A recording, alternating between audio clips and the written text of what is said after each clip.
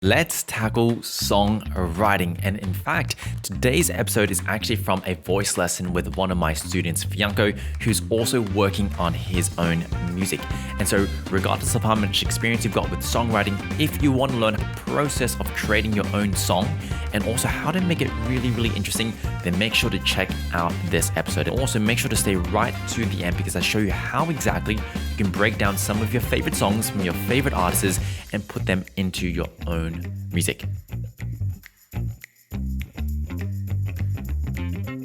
When you go about making songs, in particular the ones that you also I guess make the beat for as well, I guess what's kind of your process? Do you have a streamlined kind of thing where it's lyrics first, melody or anything like that, or is it it changes all the time? Or there actually is a process. I'll show you how I do it. I'll show you actually a piece of work that I have been working on. So this song, this is one that I'm kind of putting into my new EP. This is a song called When You Fall. And what I usually start off here, and you'll notice this in my notes, for me, I am using this EP as a way to take my level up as a producer to get to the next level. So I always write down at the beginning, what am I trying to achieve? So I had some little guidelines here, which is I wanted to create more a dynamic beat because in some of the beats that I made before when I was just using the MIDI, it was a bit kind of like very, very static. And so I wanted to create something that had a bit more movement. And that's when I was using the step sequencer. And then here I've got a beat like this.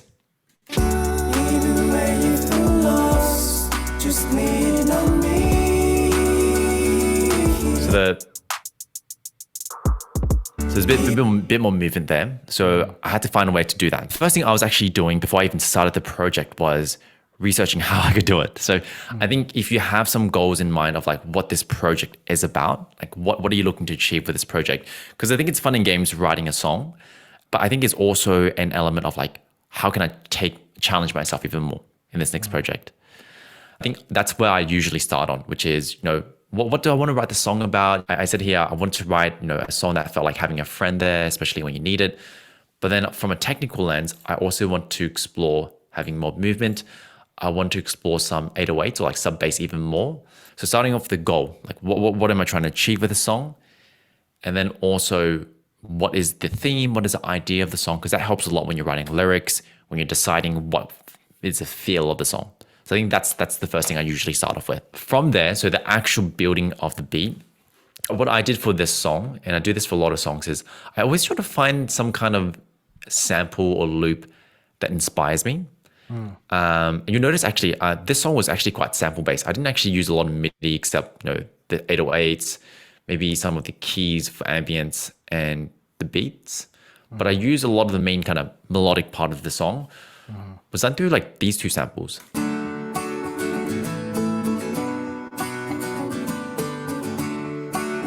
That's what I start off inspiration-wise. And I kind of talk about, I think I've mentioned this before with you, right? Everyone is a bit different. But after you've got an idea of what you want to achieve, you got to find that thing that is a song starter for you. For me, it's usually a sample or little, little kind of melody or chord. For some people, it's, the song starter is a phrase. If you're more lyrically kind of guided, you'll come up with a word first, but then you want to think about what's that song starter.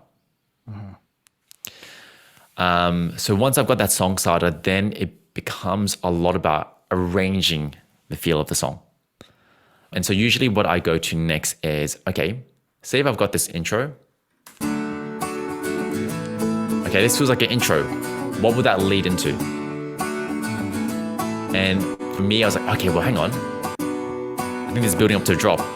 Actually, I'll show you.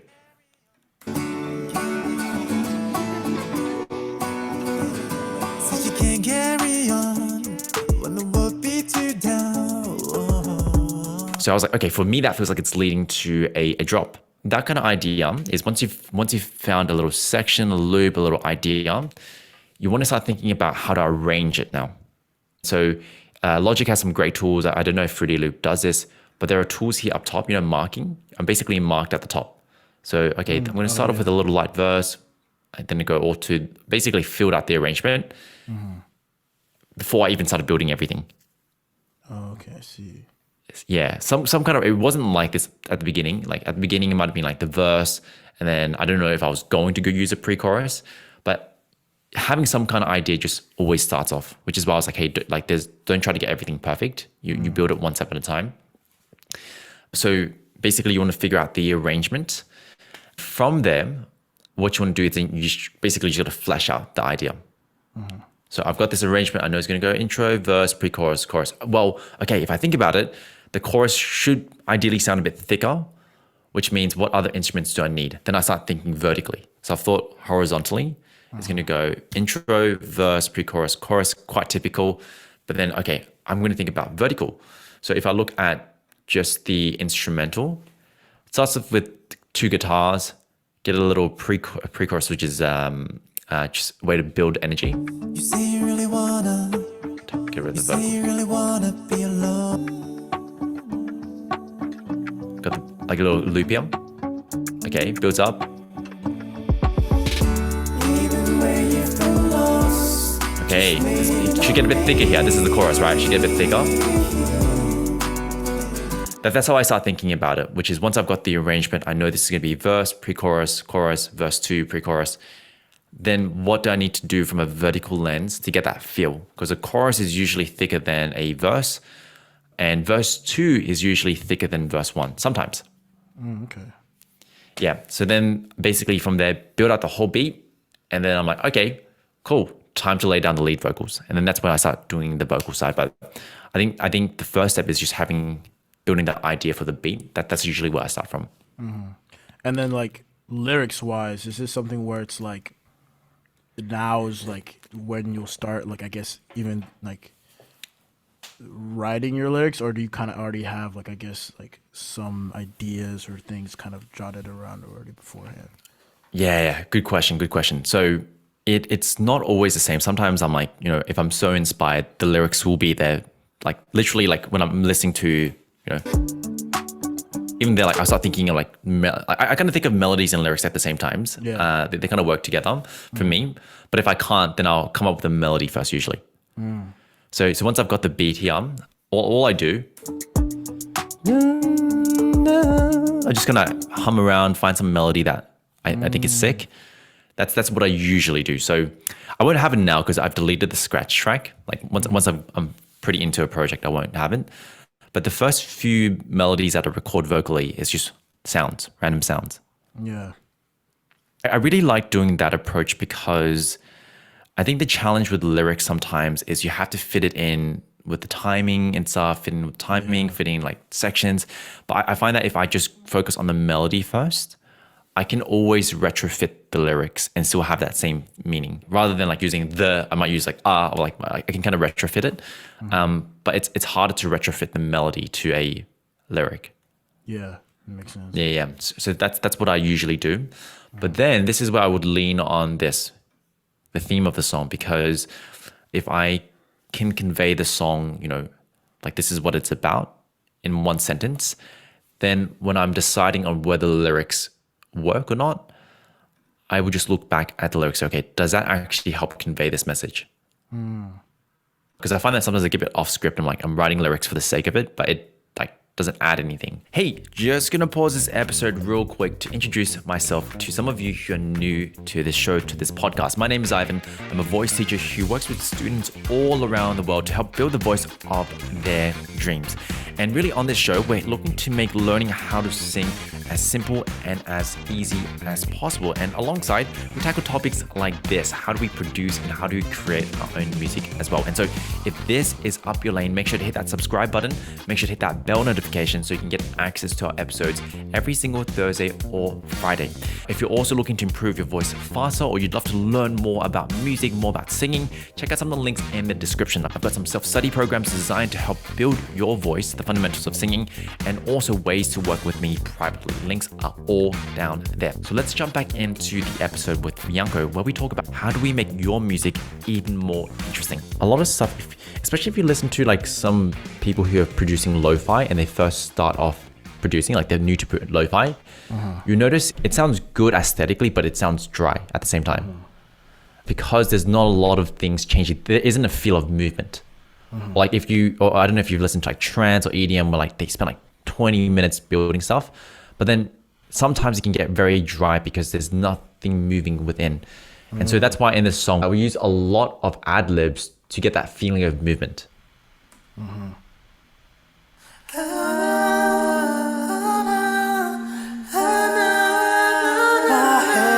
Just random sounds, like literally just us making random sounds.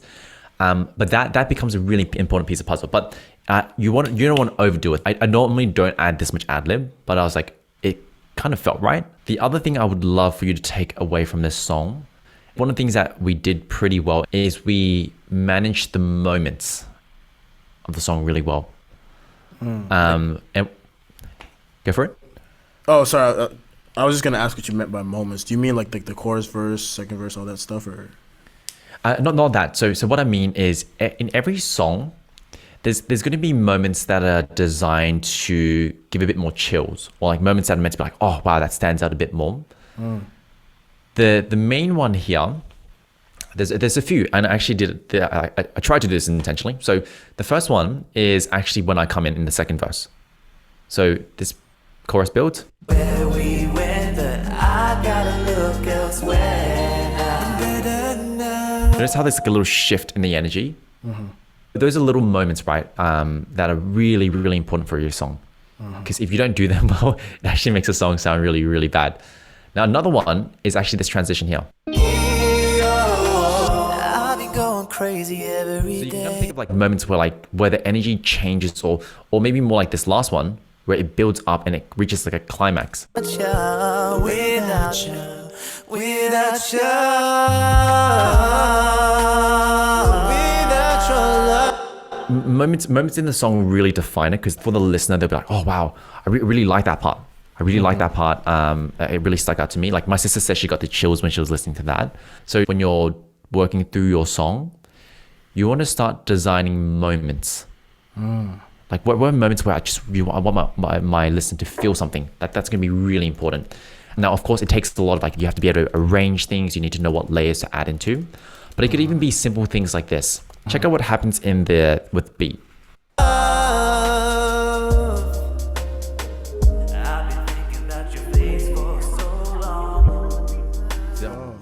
That whoop. Yeah. Once again, it's not as like big of a moment as like these. Without you. That's a bit more intense, but this is just a little, a bit of ear candy for your audience. Something to think about. When you're also like, I guess in the planning stages, when you're like deciding, I guess roughly like this is gonna be the chorus, is the verse, is the chorus. Yeah. Are you also, I guess, roughly like trying to guess what you want the length of the song as a whole to be? I don't consider the length, to be honest. The question I think about when I'm talking about the arrangement, or like how long a song should be, is how long does it take for me to tell this story? Because I released a song before. I thought it was sick, but then in hindsight, and I actually got some people who share this work. They were like, "Oh, it's great. Everything's exciting. It sounds cool." But it was a bit rushed. It went to the climax too quick. It was like, bam. I was like, wow, where the heck did this come from? So when it comes to considering how long your song should be, there is a too long and too short. So you don't want it to drag it on either. Like there's plenty of songs where you drag it on, but you want to be thinking about, well, have I fully told out this story? And has this really delivered this kind of up and down? Because you know a story, right? You start off, you got the intro, then some kind of problem happens, which is the verse. Then you get to the chorus, the first chorus, which is like the first kind of like relief, or like, wow, like this is what's cool stuff, right? Then there's another challenge. And then, there might be another resolution, which is the second chorus. Then you might get to like the bridge, which is like the final kind of like challenge before that final resolution. So there's a lot of this kind of tension and resolution throughout your song. You just got to look back at the song and be like, hey, have I told my story? Or have I just jumped straight to the end? Or have I told it for too long as well? Yeah, I think that's a better one, because, Bohemian Rhapsody is like what, 5-6 minutes? Yeah. Yeah, but people dig it. So there's no right, wrong. I wasn't thinking about the length, but I was thinking like, did I tell the story? Okay, I see. Yeah. What's like, I guess, the way? Do you have like a certain way in which you like study a song that you like? Like for example, like Yeah, because I mean we've talked about like reference tracks and like Yeah. certain elements that you want to like I guess like emulate to an extent. Is there a certain way in which like you're like, all right, I want to sound like this artist, so you have like a bunch of songs that like that artist sings that you kind of want to emulate for a particular track, and you're listening to each of these songs. Like, what are I guess the things that you're like trying to pick up? I guess. Are you talking about like studying it if I was to sing it or if I was to produce something? Produce something yourself. Produce something. Yeah. If we look at what makes a song is made up of, okay, well, what's the arrangement? You know, which means horizontally and, you know, vertically as well, which is as the song goes from start to end, how have they arranged it? Is it a verse? Is it chorus? Do they add a bridge? How's verse 1, verse 2 different? Like, so those are things that I'll be thinking about. And then I also look at, okay, well, how have they achieved that arrangement vertically as well? You know, there are plenty of examples where in a chorus, certain songs will actually, you know, we think of chorus as the bigger, stronger part of it, but there's so many songs where the first chorus is like so simple. And that actually has a reverse effect, which is like, it gets you to pay so much attention because it's so dry or like it's so like raw. So I'll be looking at the arrangement horizontally and vertically. The second part, and I feel like this is what a lot of people neglect a lot, is you want to start looking at the sound design, which is sound design, which means, you know, like a song could have, you know, a guitar, could have a bass, it could have some, you know, 808s, sub bass, right? But how do those sound? Like, you know, an electric guitar sounds very different to an acoustic guitar. And an electric guitar could sound very different to an electric guitar with distortion. So if you can start picking up on the sound design or how they, like, you know, they're hitting the notes right, but how that guitar sounds, that is the second part of the equation. You know what instruments, you know how they're arranging it, and then you're like, oh, well, like, okay, well, like what kind of sounds are they using? That's usually what I look at a lot. And I spend a lot of time studying Keshi. So Keshi was a big one because I just had no idea. The beat, I was like what sound sounds like? It doesn't sound like an acoustic drum. Then I got, you know, started looking at different types of sounds. Now that I've gotten a bit more experience, it sounds like it's more like trap kind of R&B kind of beats. That's how I got closer to the sound design. But you know, if this song was replaced with acoustic drums, it sounds so weird. That's a wrap, team. So hopefully you found value out of this episode. And if you did, all I ask is please share this with a friend or a family. This would help this community grow even bigger, even larger. And I also wanted to leave you with a bit of motivation to wrap up this episode, because at the end of the day, you're listening to this podcast because you love music, you love singing, and potentially you love creating music as well. But maybe there's some things that are holding you back. And I know this from experience because one of the reasons why I'm sharing this episode is I never thought I'd be making music. I never thought I'd be capable of making music completely from scratch, all on my own. I used to think that there was so much involved in the process, and frankly, that feeling of overwhelm made me not even want to get started. But being on this process of creating music, being on this process of about to release my next EP, what I've realized is there's just limiting beliefs that I put on myself, which I can overcome. And so regardless of where you're at the moment, maybe you want to get better at singing, but you feel like you can't. Maybe you want to create your own music, but you feel like you can't at the moment. You can definitely do it. All it takes is having the right guidance and also putting in the work ethic. And so if this message has inspired you, if this message is giving you that, hey, this is something I need to do, then I'd really love to work with you. I'd love to get to know you and love to help you get to your goals. And so if you're interested in this, once again, check out some of the links in the description. I've got ways to work with me privately and also some self-study programs to help you get to where you want with your singing, with your music. So apart from that, team, thank you so much for joining me. My name is Ivan. I'm your voice teacher, and I'll see you for our next episode every single Thursday or Friday, depending on where you're joining us from. So take care, team.